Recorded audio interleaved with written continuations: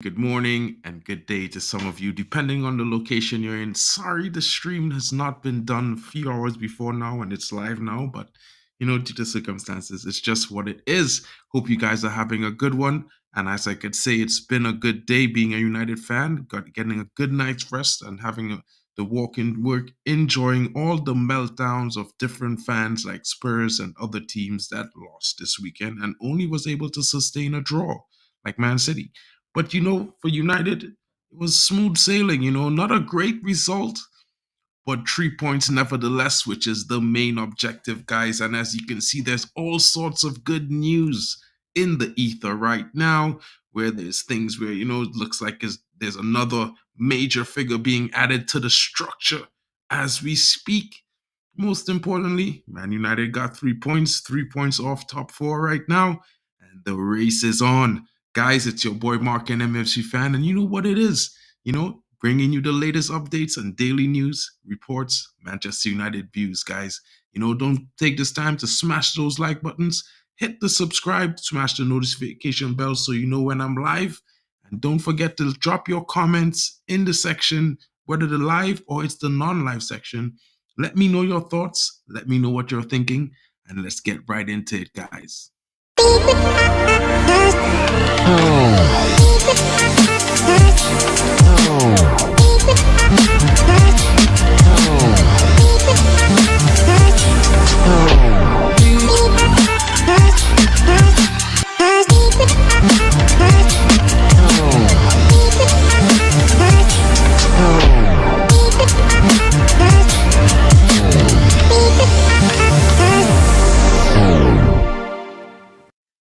And big up to everyone that's joining me, whether it be live or not live. And as I get right into it, before I make my own determinations about the game, let's hear what one of the top pundits had to say about this result for Manchester United, guys.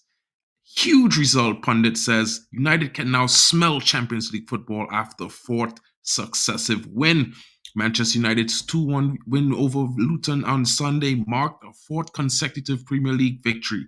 Guys, the current Red Devils sit 5 points adrift from top four, and 25 after 25 matches played, Tottenham Hotspurs have sustained a costly loss to Wolverhampton's at home on Saturday, meaning United's win moved them within 3 points of Ange Postecoglou's side.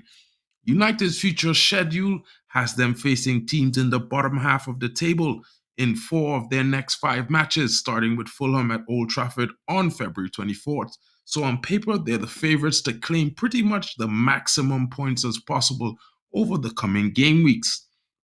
Wedged in between the fixtures, though, is a trip to the Etihad to take on second place reigning champions Manchester City on the 3rd of March for high stakes derby meeting. Last season, the Reds conceded 4 first half goals, with both Phil Foden and Erling Haaland registering hat tricks in the 6-3 clash.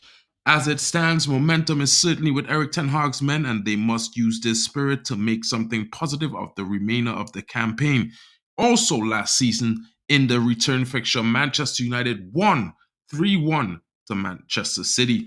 So it's not as though the blue side has done the double over Man City last season. They have yet to do it. And let's see if they are capable this season, because you know what? The Reds are in fine fettle.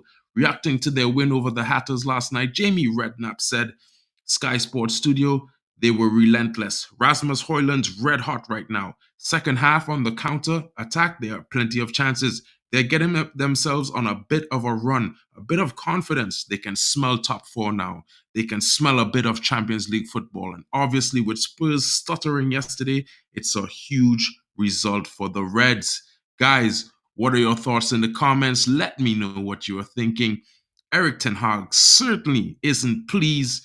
He's been a bit disappointed with the entire performance of the game, but he's happy with the result nevertheless. Let's hear some issues that he was talking about, because he has been very unhappy with the way the referees have been treating his team. He said that there's very much has to be some arcane behavior with some of the referees in the way they're treating Casemiro. Let's get right into the story, guys, because it's very imperative that you get all the news first before we react to it later on. And Erik ten Hag is unhappy regarding the treatment of one of his Manchester United players. Erik ten Hag has taken aim at Premier League referees. After being booked by fouling Amari Bell, Casemiro avoided a second booking when he challenged Ross Barkley without being sent off. Lots of Scott McTominay took off for the 31-year-old at the interval, and Ten Hag acknowledged that his midfield player ought to have been sent off. He took a hard stance against referee David Coote for placing Casemiro in that situation after he had unfairly been given a yellow card earlier in the match. I don't think it's a booking, the first one, Ten Hag admitted. Again, with Casemiro, it's very harsh to concede the first booking, and I don't understand why. And then, of course, in the second, it was a booking, very clear. But I also think that the referee knows what's going on with the first one. And I think the refereeing in general, it can't be all the time Casemiro. By his first tackle, they book him.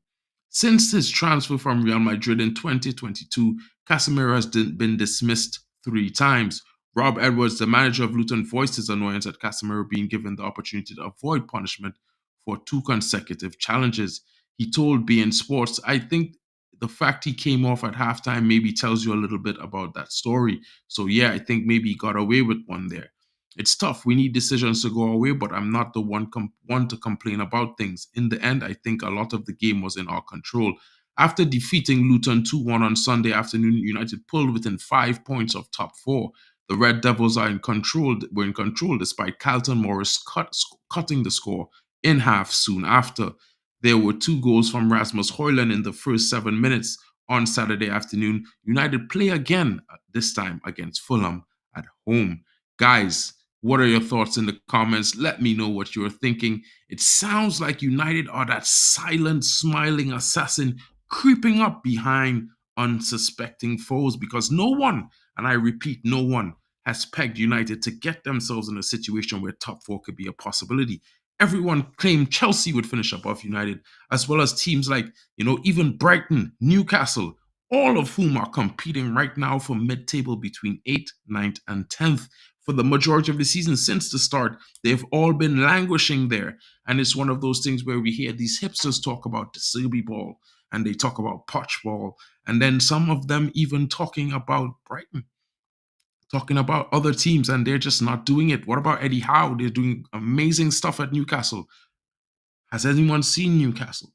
They're 8 points behind Manchester United. Chelsea are 10 points behind Manchester United. Brighton are 7 points behind Manchester United. Guys, it's looking very good for the Red Devils right now. If only we can continue performances like the 3 games previously to this last game and have a solid game, it's going to be difficult for teams to beat us going forward. And with these current run of victories, guys, confidence must be high among the Red Devil faithful. Big up to you, Shea Arsenal fan. Enjoyed an amazing win this weekend. 5-0. Wow. Soon enough, United is going to be doing some wins like that. I can't be jealous of you, bro. I could only say, you know what? I hate to see you win because you're my buddy. It's all love. But at the end of the day, rival Arsenal, you're always going to be a rival. Liverpool, you're always going to be a rival. City, you're blue. Chelsea, you're blue. We are the Red Devils. There's no friends and rivals. You know what I mean? It's all good in the hood, but it's football and we love it. You know what? Everyone's here for it. And I am too. And there's some other news, guys. Newcastle has issued a statement. And I'm just going to get into this right now because, as I was saying earlier, it wasn't a great performance. But the biggest thing is that we got the result in the end. And at the end of the day, 3 points matters more. And whether you score 7 goals, 8 goals, or 9, or you only score 1, 3 points is the same equivalent as what you receive afterwards. Sure, you're going to get the plaudits of scoring a big score line and whatever, but at the same time, right now, United is in a rebuild. 1 season and a half into a rebuild. And you know what? It's not that time yet for United. And as much as people might argue and say this is below our standards, it's really not.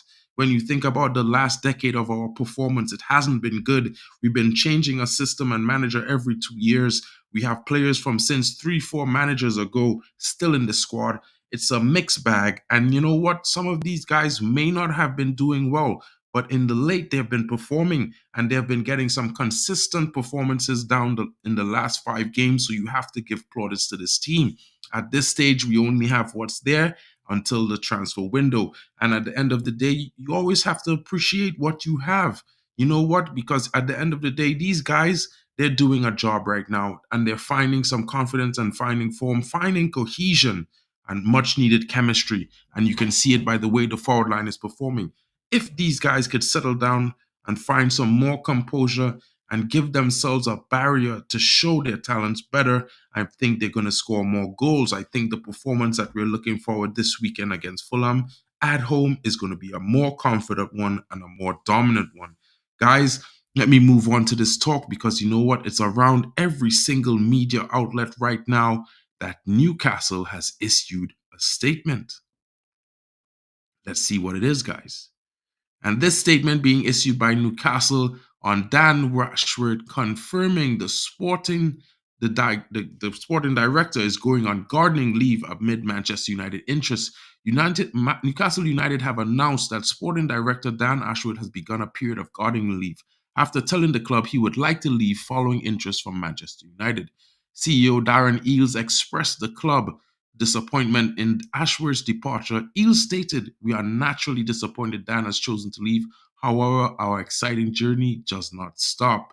Eales has assured that the fans that the process to recruit a new sporting director will commence immediately, signaling the club's commitment to maintaining momentum amidst this transition. According to Ben Jacob, the club are in negotiation with which will determine how much guardian leave will Ashworth serve and how much compensation the Manchester club would have to pay. Although it's reported that the Red Devils would be willing to wait rather than pay the compensation, which is rumored to be around £20 million. Ashworth's tenure at Newcastle was relatively brief, yet impactful. His extensive experience, particularly from his roles as technical director at Brighton and West Brom, brought a wealth of knowledge as he oversaw the club's recruitment. He joined the Magpies in the summer of 2022 and had a part to play in the successful transfers of young talent such as Alexander Isak and Anthony Gordon. As well as this, he helped bring in Sven Botman and Nick Pope. However, it could be argued that this season's recruitment has not worked out well as the previous years, which is evident through the Champions League position and the early exit this season. Also, where they are sitting currently in the Premier League. There was maybe a lack of due diligence when they spent £55 million on Sandro Tonali from AC Milan, who was banned for 10 months due to a gambling issue. Not so dissimilar from Ivan Toney, guys. On the other hand, there has been a bit of bad luck with injuries, in particularly with the summer acquisition of Harvey Barnes, who hasn't had the time to make his intended impact this season. Guys, your thoughts in the comments. Let me know what you're thinking. It's been my pleasure to bring this information to you. I hope you all are well. Big up to you, Stephanie Griffith. Good morning to you. I know it's a late one, but I had to drop this because I have to do some stuff in the morning. It's work.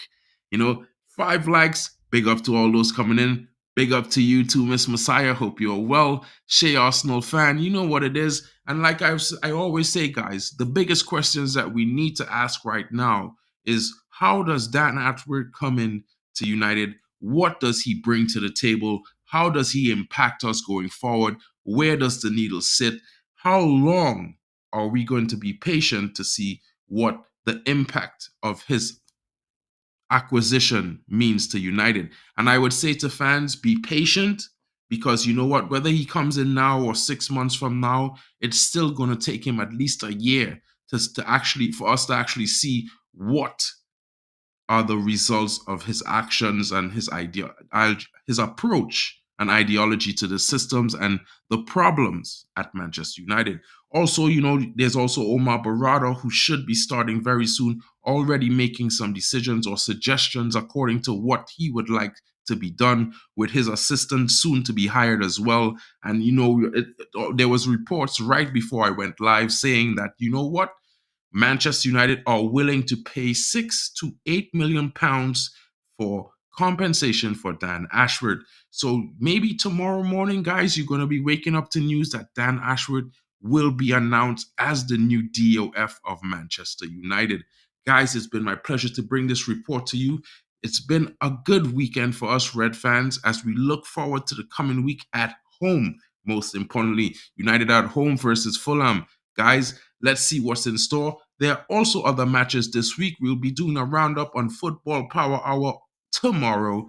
As you know, Everton faced Crystal Palace early on tonight. Don't know the result. It's not my team, but I can say to you, it looked like Crystal Palace was going to get a win, as well as because Roy Hodgson had stepped down as manager and will no longer be at the helm of Crystal Palace. Guys, I hope you all have a good night.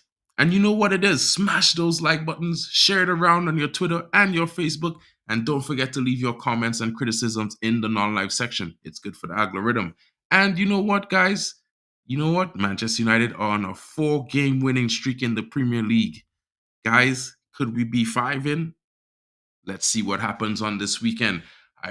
Stephanie Griffith is coming in saying replacing Gazer puppets like Woodward, Arnold, and Murtaugh is only good news. Great news, the best news, Stephanie. It's what we've been waiting for at least 10 years. And hopefully, it's going to be changes after changes, and we're only going to be better and better going forward because of these decisions. And at the end of the day, some people like me may not have appreciated the 25% stake ownership, but as we can see, good decisions, according to everyone, is being made at the moment.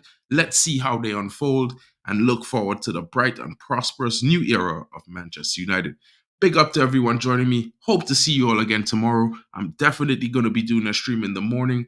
Not too sure if it's going to be around 10 p.m., 10 a.m. or 11, but it's definitely going to happen. Hope you guys have a great night, good morning, and a good day. I'll see you all tomorrow. It's been your boy, Mark, an MUFC fan, with the daily update, Morning Views, Manchester United News.